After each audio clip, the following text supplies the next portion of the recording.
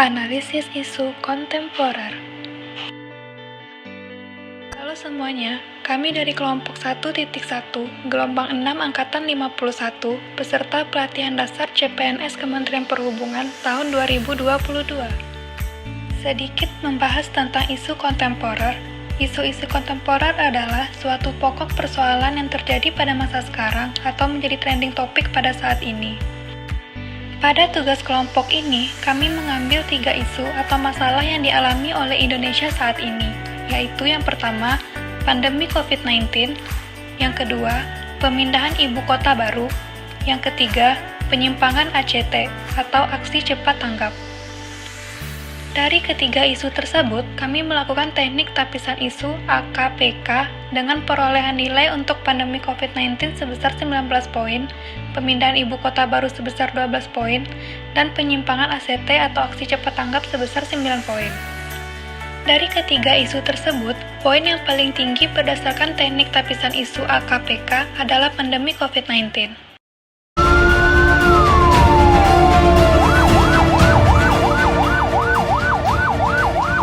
Hari ini kasus kematian akibat virus COVID-19 resmi menembus 100.000 jiwa berdasarkan data yang dihimpun dari Satgas COVID-19.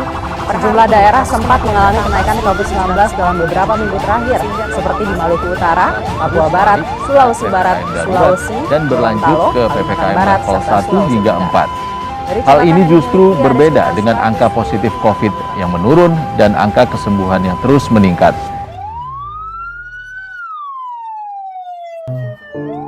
Ya, kalau lelah sudah pasti lelah.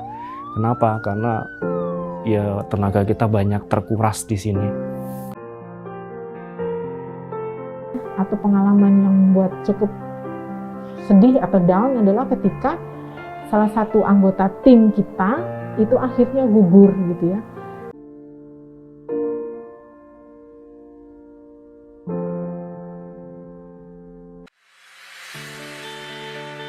Dari analisis SWOT yang kami lakukan, didapatkan hasil sebagai berikut.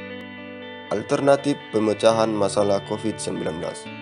Kekuatan 1. Pemerintah menetapkan peraturan pelaksanaan vaksinasi.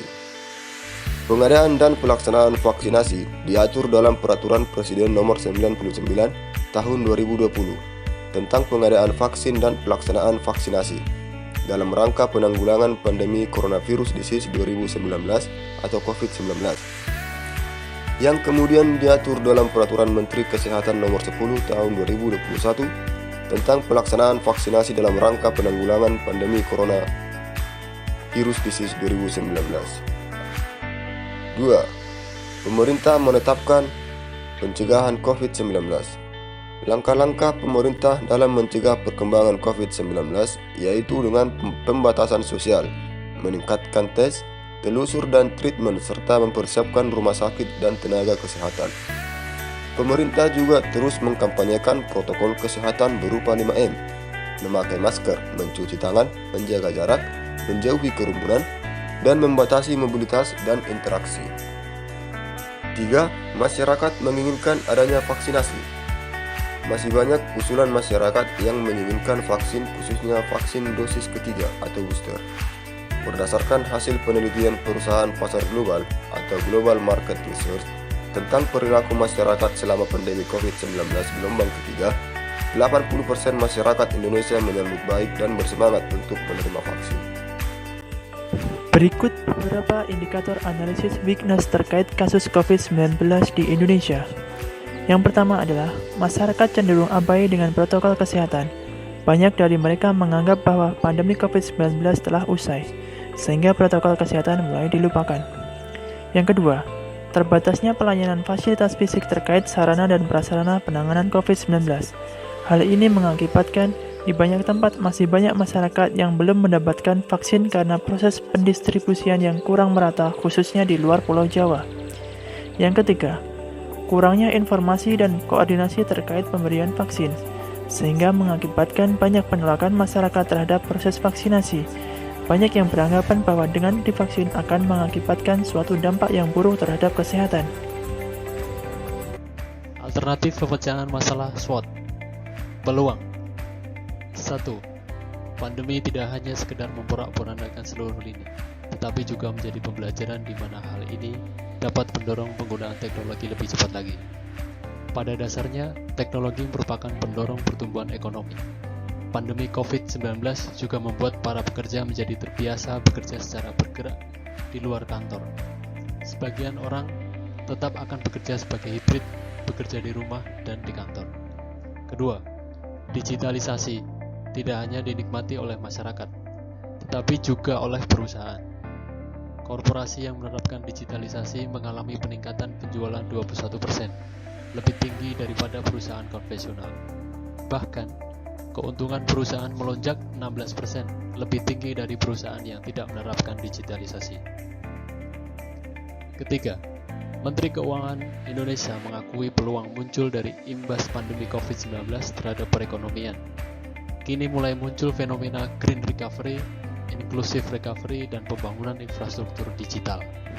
Keempat, khusus Indonesia, pemerintah juga memperkuat pemulihan dengan membentuk Sovereign Wealth Fund dan melakukan reformasi struktural melalui Omnibus Law Cipta Kerja.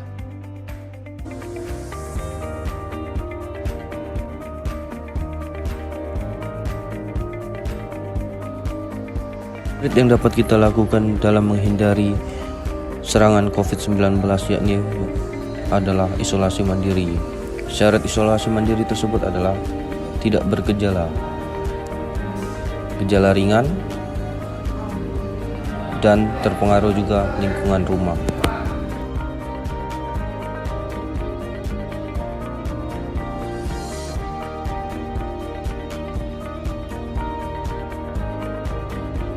Kedua, berjemur di bawah sinar matahari selama 10-15 menit antara jam 10 pagi sampai 13.00.